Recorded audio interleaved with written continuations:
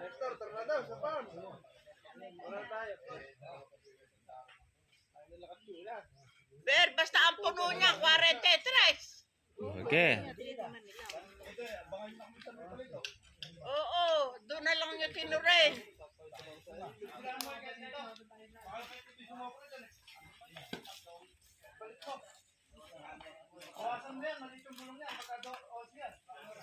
Mga 10 lang yan.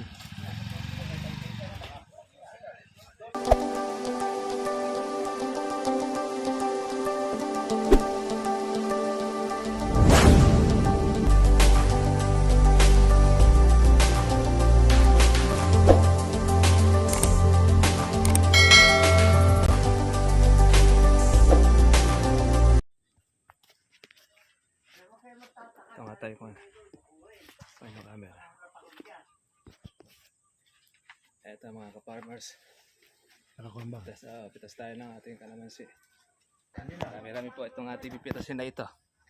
Naka-trivia. Bawat area mga susun-susun. Ito pala, meron pala si Berdab eh. Sige. Ikaw mo dyan magamit. Ngayon, lumaki pa yung bunga ng kalamansi. Ang kagandahan naman ito, na-presyo pa. Kaya swerte itong mga nahuli. Yan. Tuloy-tuloy lang pag-aalaga. Kung tinigilan natin ng alaga, sa kabila po na nagmahal ang mga kurudo tsaka ng mga gamot, wala tayong madadali, wala tayong mapipitas. Titingin na lang tayo doon sa mga namimitas ng kalamansi. Kaya importante po mga farmers, pagka meron kang kalamansiya, meron kang puhunan, tapos continuous ang iyong alaga. Lahat ng presyo, aabutan mo. Tatamaan mo, basta't huwag ka lang masela. Lahat yan ay yung pong matatamaan ng presyo. Ganyan ang kalamansi. Sige, salin muna tayo. Siguro konti na lang po magiging kulang natin para tayo ay makaisang red bag.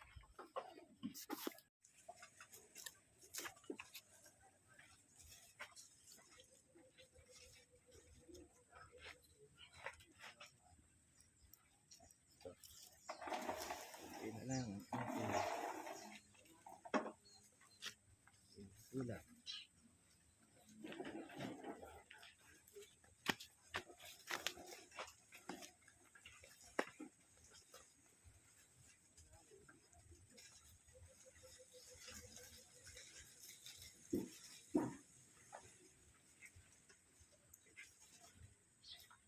Reba ka. Wala pala sa reba. Ang tila ko lang. 5 siguro. Sundot tayo ng ilang puno na.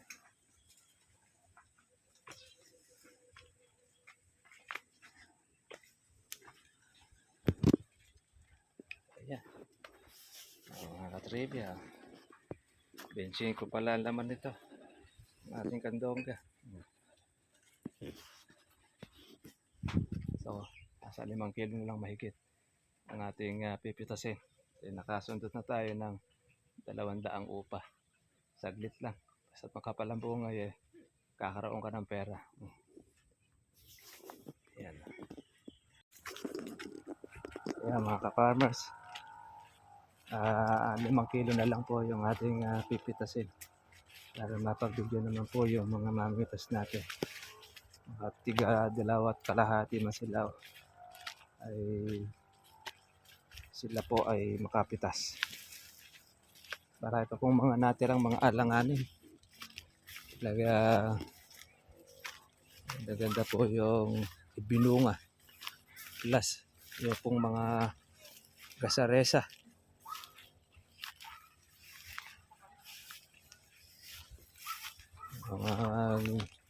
Lumalaki na po yung mga gasaresa niya. Ito. Pitas-pitas tayo. Gandahan yan, hindi po sasaktan ng mabuti kalamansi. Hindi po siya natutukol.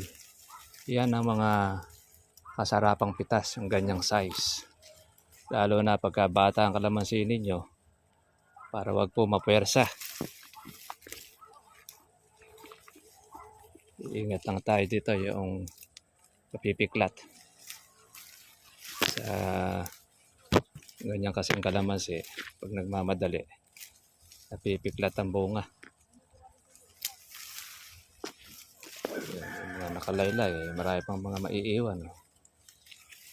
Farmers, mga laylayan, loob. Kaya yung tingin natin ay para siyang mapipiklat, dinadahonan na natin o sinasangal na. Yung maliliit lang na sanga, huwag naman po yung masyadong malalaki para hindi mo maging madahon. Kaya gaya nito. Kaya pwede natin siyang kurutin. Tapos yung po mga nalalaglag, atin po siyang pinupulot para hindi po masayang.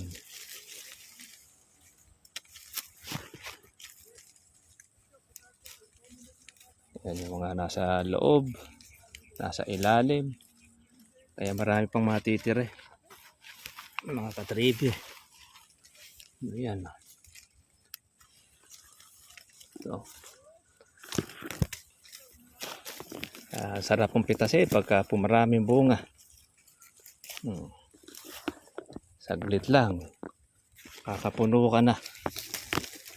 At tayo siguro isang oras, 25 kilos ang ating nakuha.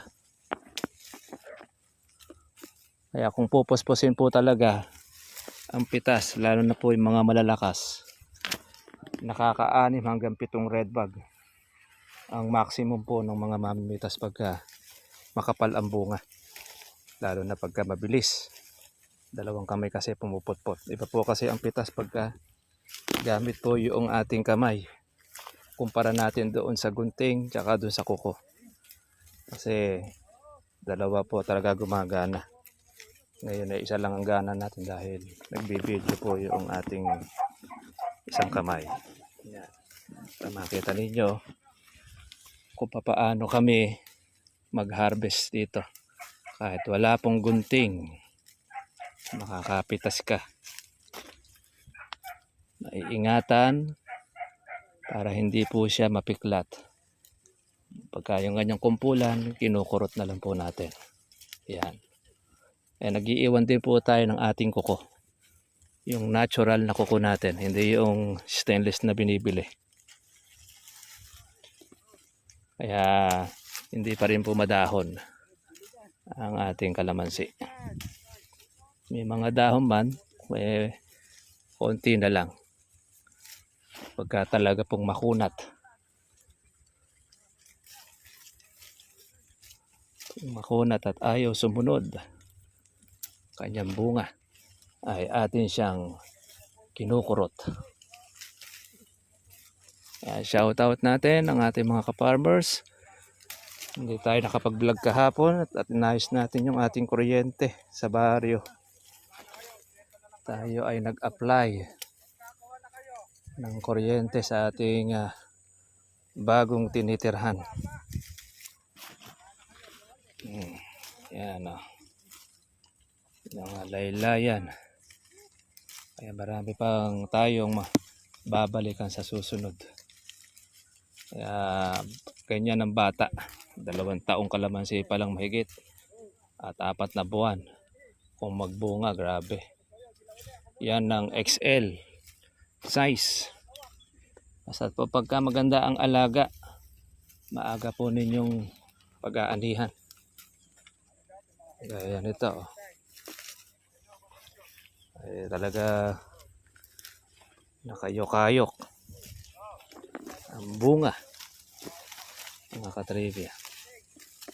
Ito po ay lumaki-laki pa, ay nako, lalo magkakasangalan. Buti na lang po ay lumihis ang bagyong Inday na malakas. Sa iba po na nalasa ay kung hindi, nako, kawawa itong ating kalamansi. Magkakabangalan ang ating sanga. Nasa loob kumpul-kumpulan. Yan o. Para mo siya ubas. Sa farmers, ang mga nasa loob. Basta't natamaan ng ating spray. Ito, bunga to ng power spray, mga ka-farmers. Kaya medyo malaki-laki po ang gastos nito. Dahil gamit nito ay power spray. May hirapan na kasi rito pagka manual. Sa luwang niya, hindi nakakayanin ng ating taga-bomba. Kaya ginhawa pa rin. Kaya lang magastos lang. Pero ganun pa man solid pa rin dahil sa dami po ng bunga na mapipitas. Makukuha na yung ating ginastos. Yan.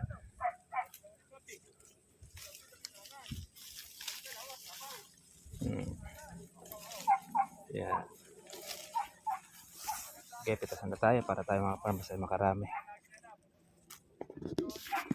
Yan mga farmers lalaki ng bunga. Alas pitasin na lahat. Kaganito sandali lang po tayo makapuno ng ating kalamansi. Ito yung mga naunang nagbulaklak nung inalagaan. Kaya kuha na siya, batak na balat. Yung ganitong puno, marami at makamalalaki, makukuha ng 10 kilo. Minsan na masigit pa. Kalahating red bag nakukuha niya. Kung magiging parehas lahat ang magiging bunga, sasawa tayo sa harvest ng ating kalamansi. Yeah. Lalaki ng bunga mga farmers. Tapos maganda pa ang presyo. Kaya ganado rin ang mga mamimitas. Maganda rin po ang kanilang kita basta maganda ang bunga. Pero pagka konti ang bunga, konti rin ang nagiging kita ng mga tagapitas. Nakadepende kasi ang kita nila sa red bag na kanilang makukuha. Pag konti lang yung bag na makukuha nila, yun lang din ang kikitain nila. Pero pagka marami ang bag na makukuha nila, pwede silang kumita hanggang 600 hanggang 1,000 ang kinikita nila sa pitas bawat isa. Pag nakatatlong red bag ka, mayroon kong maliwanag na 600. Sandali lang naman pitas yung mga kaparmas po yung 3 red bag. Maka 6 red bag ka, may 1-2 ka. Yeah, ganyan kung kumita mga mamimitas basta't basal. Marami po siyang bunga.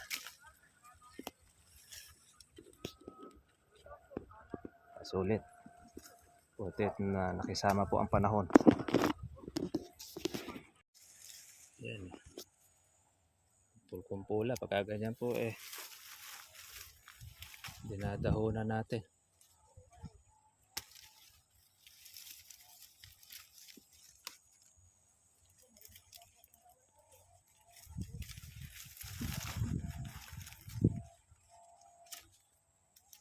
Yan. Ganyan natin pinipitas yan mga ka-farmers. Pinipigtas na lang natin pagka po kumpul-kumpula. Pagka po nalalaglag ang kalamansi, pulot naman natin. Kailangan pulutin yun, sayang.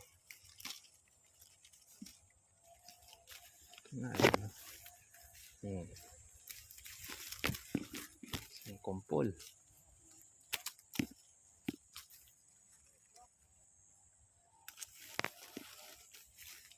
Pinuputol natin pagka po makunat. Yan, sa ilalim. Ito mga farmers, isang puno pa lang ito, hindi pa tayo nakakatapos. Siguro meron na itong 7 kilo higit. Sasalin na natin. So sobra tayo sa isang bag. Kung sobra, bigyan natin ito sa na legend na mamimitas natin. Yan, yung ating sanga.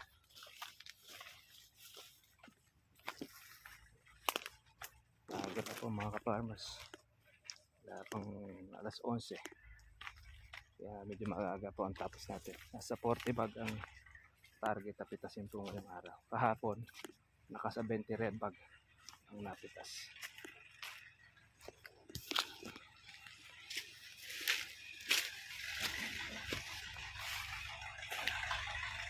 So, naisali na yan, mamaya, red bag na.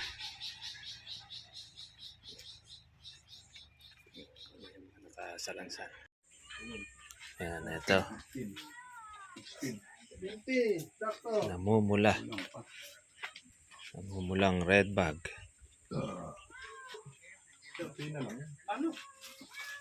Ano, malapit na kayo, sumakto. Sa inyong kota. Oo, sa akin eh, nakailang puno lang ako, nakasundo. Ayan. Konti lang ulang yan, mga kalahati. May magbe-21 yan. Ayan, malalaki red bag na yan. Maswerte yung makakasobra dyan. Ay, yun pa yung kay ate ngayon, no? Sa inyo pa yun, yung kay ate. No. Apamitas ba si Ninong? Oo, isang buong Kaya tumidas. yung pinakakandong ka na, ati patay. Oo, kay ate niya. Sige. Bigay na kayo isang gulda. Mm. Mas marami iyo. May bonus. May bonus ka kamo. Yan. Sa isang bila. Okay lang. Bigyan na tigi-tigisa. Okay lang na bambu yan.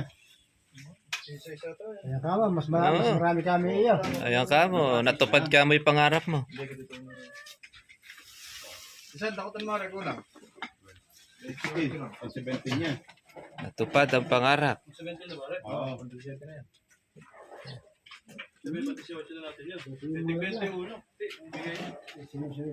Sa puno yan eh. At least napagbigyan niyo parehong gusto. Sobra na nga dyan. Isa sila, ano? Kaya ba? Ay, sakaya. Na, ito pala yung isa mo, ano? Ihalog na kasama ko. Niwana ka na nga sa gitna. Kanila, patay kayo. Nada. Maganda kita ko. Ayaw nila na maganda kita. Pag dilaw, walang sobra. Pag may dilaw. Kakamuna bakante, pitas niyan eh. Kaya minsan ni LC ito, sakat na sakat ang red bag. Tsaka putok, ganyan ang gusto ng Maynila. Para sa kawan na ninibog ko rin. Oo, ikaw malalaki ka siya, malilintaw. So, kanilo gandang red bar. Kaya lang, mahirap nga lang tutusin. Doon ka pa doon, isang buo. Oyo, yung kay atay. Papuntahin mo kaya rito yung mga buyer na yan, ang malinawa. Sinabi na kami isang parcela lang yan eh. Pare, Ah. 42. Yan. Ito na yung mga pitas. Bigyan mo kayo kawan. Namumula. Kamu naman kayo isa. Sa 42 red bag mga katribya. Bebe, kung may pinyang din eh, bigay mo na mo. Ito yung kumakain ng pananghalian. Ang ating mga subscriber. Tagapitas ng kalamansi. Yan, maganda po yung kanya-kanyang bayan. Tulog. Okay, maalat na. Na rin na rin, 22 daw bibigay kay LC. Okay, may sobra isa. Dalawa lang yata kasi yung kinuha ni Pato eh. Ha? Ayan. Okay, Oo wala. ka, tsaka yan eh. Tsaka yung kalahati natin din eh. Pa isa. Para makatatlot kalahati na lalapya.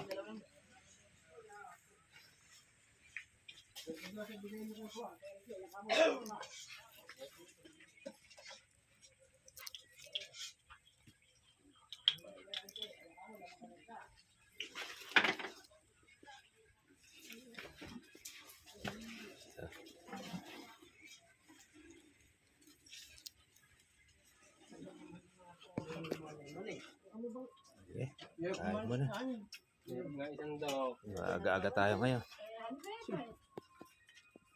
Ayan, mga katribya. Yung ating pitas ng kalamansi natin eh. mahigit na po sa 300 redbag. Di pa po tapos. Kaya sulit po yung alaga. 2 taong mahigit pa lang. 4 na buwan. Susulit itong ating kuha natin. Ayan. Masarap yung kuha ng pinya. Ang bunga. Paano mga farmers? Kita na po tayo po bukas.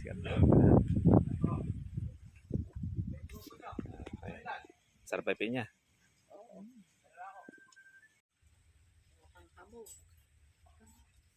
Ayan, nasulit yung mga batang hamog eh.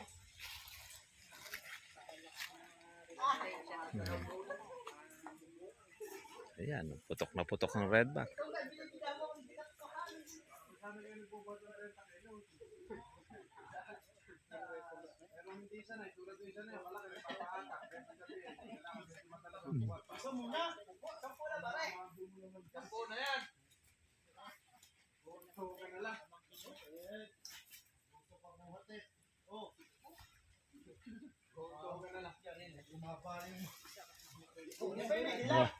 Baka may mga bale-balakang dyan eh.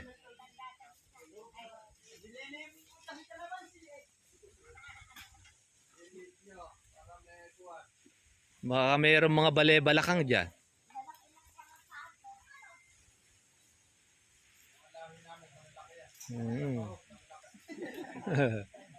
Kompleto. Package deal ya. Complete package.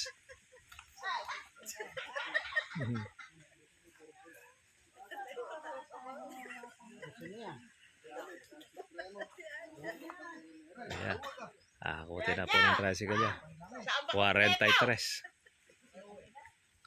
Saan kumpleto? 43 redbag. Kahapon ay 70 redbag. Pitas. Kumpleto raw sa bahog pa. Sobra-sobra raw eh. Kumpleto raw sa bahog.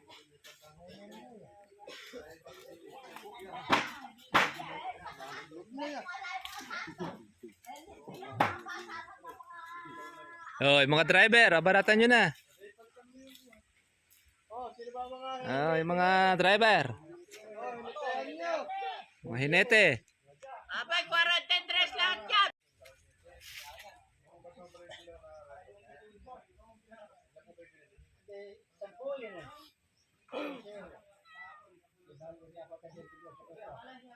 Nestor, tara daw sa farm. Wala tayo. Ber, basta ang puno niya, 43. Okay. Oo, doon na lang yung tinurin.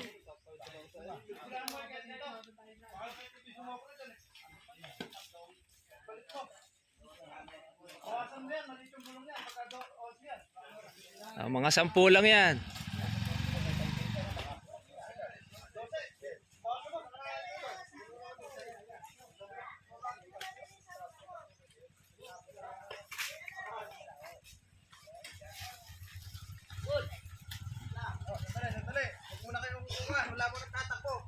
Okay, okay.